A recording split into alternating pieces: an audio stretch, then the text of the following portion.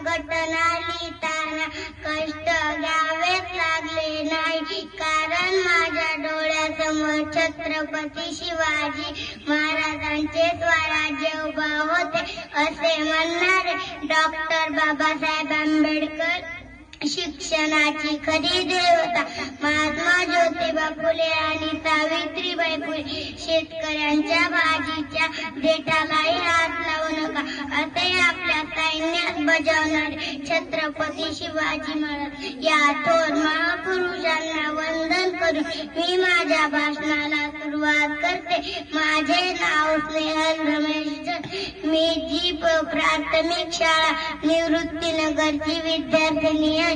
आज मी तुम्हाला छत्रपती शिवाजी महाराजांविषयी थोडक्यात मनोगत सांगणार आहे.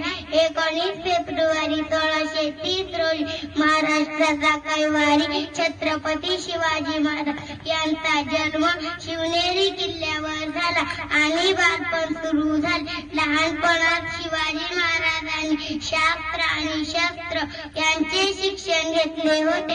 आई जिजाऊच्या संस्कारात शिवाजी महाराज घडले खरे, परंतु 18 पगड जातीचे मावळे होते.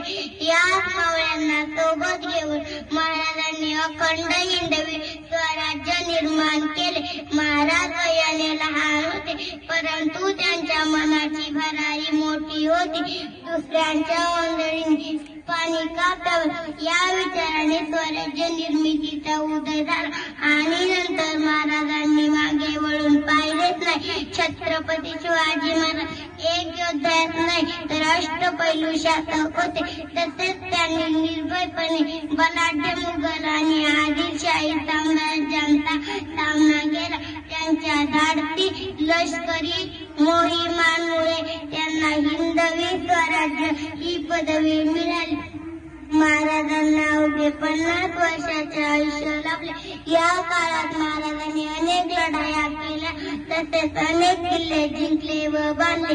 अशा या लोककल्याणकारी राजांचा मृत्यू 6 एप्रिल 1680 रोजी रायगडावर झाला. धन्यवाद.